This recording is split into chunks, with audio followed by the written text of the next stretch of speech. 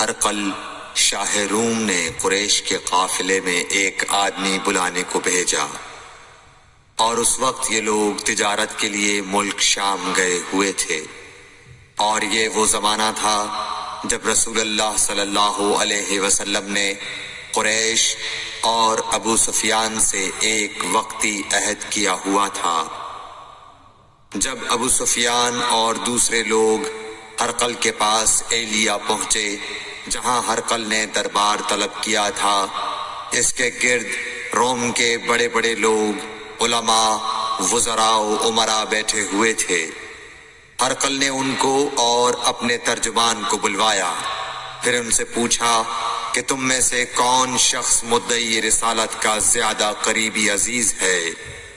ابو سفیان کہتے ہیں کہ میں بول اٹھا کہ میں اس کا سب سے زیادہ قریبی رشتہ دار ہوں۔ یہ سن کر ہرقل نے حکم دیا کہ اس ابو سفیان کو میرے قریب لا کر بٹھاؤ اور اس کے ساتھیوں کو اس کی پیٹھ کے پیچھے بٹھا دو۔ پھر اپنے ترجمان سے کہا کہ ان لوگوں سے کہہ دو کہ میں ابو سفیان سے اس شخص یعنی محمد صلی اللہ علیہ وسلم کے حالات پوچھتا ہوں۔ اگر یہ مجھ سے کسی بات میں جھوٹ بول دے تو تم اس کا جھوٹ ظاہر کر دینا۔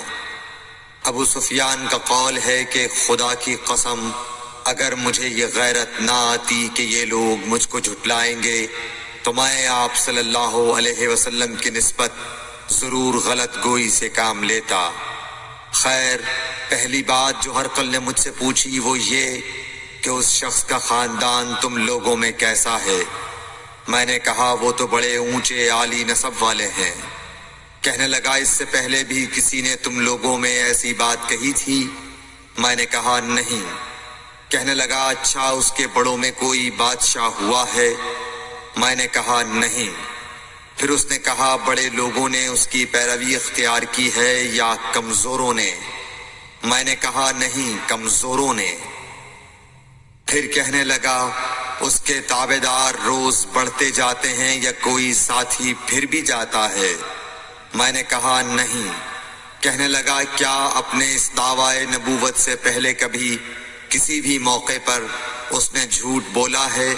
میں نے کہا نہیں، اور اب ہماری اس سے صلح کی ایک مقررہ مدت ٹھہری ہوئی ہے، معلوم نہیں وہ اس میں کیا کرنے والا ہے۔ ابو سفیان کہتے ہیں میں اس بات کے سوا اور کوئی جھوٹ اس گفتگو میں شامل نہ کر سکا۔ ہرقل نے کہا کیا تمہاری اس سے کبھی لڑائی بھی ہوئی ہے؟ ہم نے کہا کہ ہاں۔ بولا پھر تمہاری اور اس کی جنگ کا کیا حال ہوتا ہے؟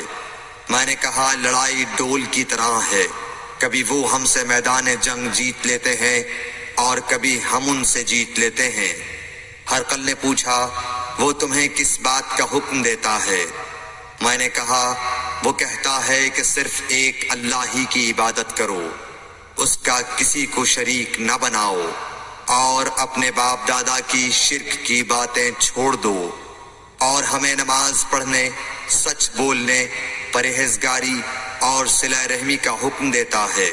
یہ سب سن کر پھر ہرقل نے اپنے ترجمان سے کہا کہ ابو سفیان سے کہہ دے کہ میں نے تم سے اس کا نسب پوچھا تو تم نے کہا کہ وہ ہم سے عالی نسب ہے، اور پیغمبر اپنی قوم میں عالی نسب ہی بھیجے جایا کرتے ہیں۔ میں نے تم سے پوچھا کہ دعوی نبوت کی یہ بات تمہارے اندر اس سے پہلے کسی اور نے بھی کہی تھی تو تم نے جواب دیا کہ نہیں۔ تب میں نے اپنے دل میں کہا کہ اگر یہ بات اس سے پہلے کسی اور نے کہی ہوتی تو میں سمجھتا کہ اس شخص نے بھی اسی بات کی تقلید کی ہے جو پہلے کہی جا چکی ہے۔ میں نے تم سے پوچھا کہ اس کے بڑوں میں کوئی بادشاہ بھی گزرا ہے تو تم نے کہا کہ نہیں۔ تو میں نے دل میں کہا کہ ان کے بزرگوں میں سے کوئی بادشاہ ہوا ہوگا تو کہہ دوں گا کہ وہ شخص اس بہانے اپنے آباء و اجداد کی بادشاہت اور ان کا ملک دوبارہ حاصل کرنا چاہتا ہے۔ اور میں نے تم سے پوچھا کہ اس بات کے کہنے یعنی پیغمبری کا دعویٰ کرنے سے پہلے تم نے کبھی اس کو دروغ گوئی کا الزام لگایا ہے؟ تم نے کہا کہ نہیں۔ تو میں نے سمجھ لیا کہ جو شخص آدمیوں کے ساتھ دروغ گوئی سے بچے وہ اللہ کے بارے میں کیسے جھوٹی بات کہہ سکتا ہے۔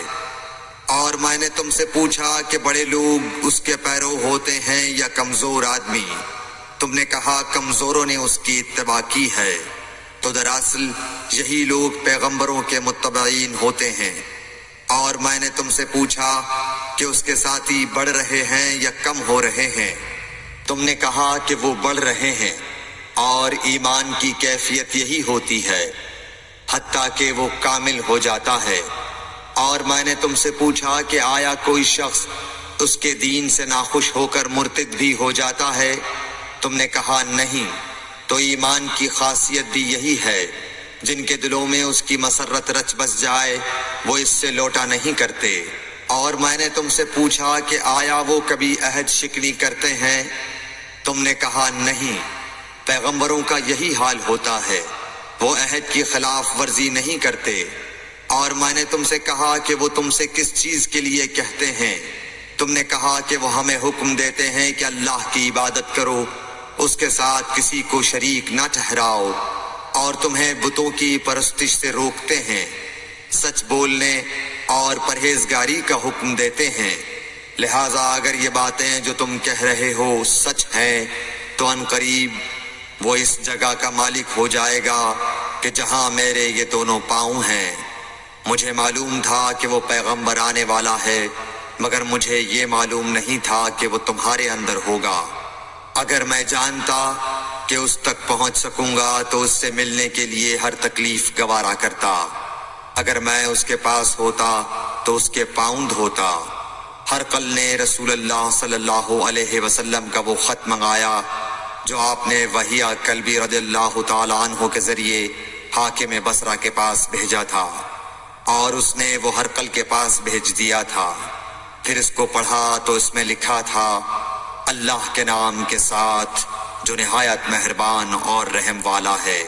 اللہ کے بندے اور اس کے پیغمبر محمد صلی اللہ علیہ وسلم کی طرف سے یہ خط ہے شاہ روم کے لیے۔ اس شخص پر سلام ہو جو ہدایت کی پیروی کرے۔ اس کے بعد میں آپ کے سامنے دعوت اسلام پیش کرتا ہوں۔ اگر آپ اسلام لے آئیں گے تو دین و دنیا میں سلامتی نصیب ہوگی، اللہ آپ کو دوہرا ثواب دے گا، اور اگر آپ میری دعوت سے روگردانی کریں گے تو آپ کی رعایا کا گناہ بھی آپ ہی پر ہوگا۔ اور اے اہل کتاب، ایک ایسی بات پر آ جاؤ جو ہمارے اور تمہارے درمیان یکساں ہے، وہ یہ کہ ہم اللہ کے سوا کسی کی عبادت نہ کریں اور کسی کو اس کا شریک نہ ٹھہرائیں، اور نہ ہم میں سے کوئی کسی کو خدا کے سوا اپنا رب بنائے۔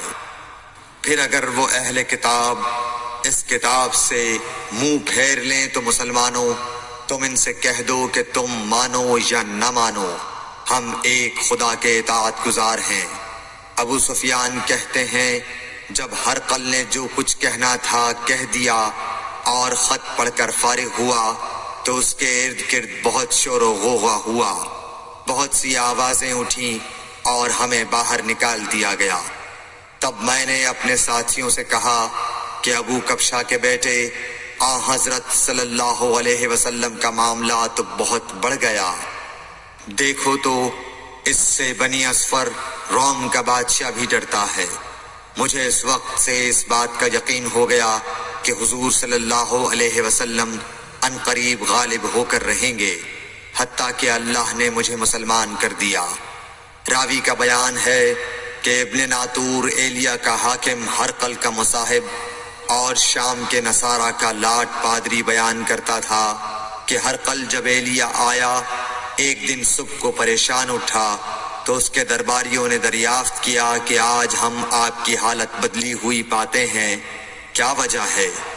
ابن ناطور کا بیان ہے کہ ہرقل نجومی تھا، علم نجوم میں وہ پوری مہارت رکھتا تھا۔ اس نے اپنے ہم نشینوں کو بتایا کہ میں نے آج رات ستاروں پر نظر ڈالی تو دیکھا کہ ختنہ کرنے والوں کا بادشاہ ہمارے ملک پر غالب آ گیا ہے۔ بھلا اس زمانے میں کون لوگ ختنہ کرتے ہیں؟ انہوں نے کہا کہ یہود کے سوا کوئی ختنہ نہیں کرتا، سو ان کی وجہ سے پریشان نہ ہوں۔ سلطنت کے تمام شہروں میں یہ حکم لکھ بھیجیے کہ وہاں جتنے یہودی ہوں سب قتل کر دیے جائیں۔ وہ لوگ انہی باتوں میں مشغول تھے کہ ہرقل کے پاس ایک آدمی لایا گیا جسے شاہ غسان نے بھیجا تھا۔ اس نے رسول اللہ صلی اللہ علیہ وسلم کے حالات بیان کیے۔ جب ہرقل نے سارے حالات سن لیے تو کہا کہ جا کر دیکھو وہ ختنہ کیے ہوئے ہے یا نہیں۔ انہوں نے اسے دیکھا تو بتلایا کہ وہ ختنہ کیا ہوا ہے۔ ہرقل نے جب اس شخص سے عرب کے بارے میں پوچھا تو اس نے بتلایا کہ وہ ختنہ کرتے ہیں۔ تب ہرقل نے کہا کہ یہی محمد صلی اللہ علیہ وسلم اس امت کے بادشاہ ہیں جو پیدا ہو چکے ہیں۔ پھر اس نے اپنے ایک دوست کو رومیہ خط لکھا اور وہ بھی علم نجوم میں ہرقل کی طرح ماہر تھا۔ پھر وہاں سے ہرقل حمص چلا گیا۔ ابھی حمص سے نکلا نہیں تھا کہ اس کے دوست کا خط اس کے جواب میں آ گیا۔ اس کی رائے بھی حضور صلی اللہ علیہ وسلم کے ظہور کے بارے میں ہرقل کے موافق تھی کہ محمد صلی اللہ علیہ وسلم واقعی پیغمبر ہیں۔ اس کے بعد ہرقل نے روم کے بڑے آدمیوں کو اپنے حمص کے محل میں طلب کیا اور اس کے حکم سے محل کے دروازے بند کر لیے گئے۔ پھر وہ اپنے خاص محل سے باہر آیا اور کہا، اے روم والو، کیا ہدایت اور کامیابی میں کچھ حصہ تمہارے لیے بھی ہے؟ اگر تم اپنی سلطنت کی بقا چاہتے ہو تو پھر اس نبی صلی اللہ علیہ وسلم کی بیعت کر لو اور مسلمان ہو جاؤ۔ یہ سننا تھا کہ پھر لوگ وحشی گدھوں کی طرح دروازوں کی طرف دوڑے مگر انہیں بند پایا۔ آخر جب ہرقل نے اس بات سے ان کی یہ نفرت دیکھی اور ان کے ایمان لانے سے مایوس ہو گیا تو کہنے لگا کہ ان لوگوں کو میرے پاس لاؤ۔ جب وہ دوبارہ آئے تو اس نے کہا، میں نے جو بات کہی تھی اس سے تمہاری دینی پختگی کی آزمائش مقصود تھی، سو وہ میں نے دیکھ لی۔ تب یہ بات سن کر وہ سب کے سب اس کے سامنے سجدے میں گر پڑے اور اس سے خوش ہو گئے۔ بالآخر ہرقل کی آخری حالت یہی رہی۔ صحیح بخاری حدیث نمبر 7۔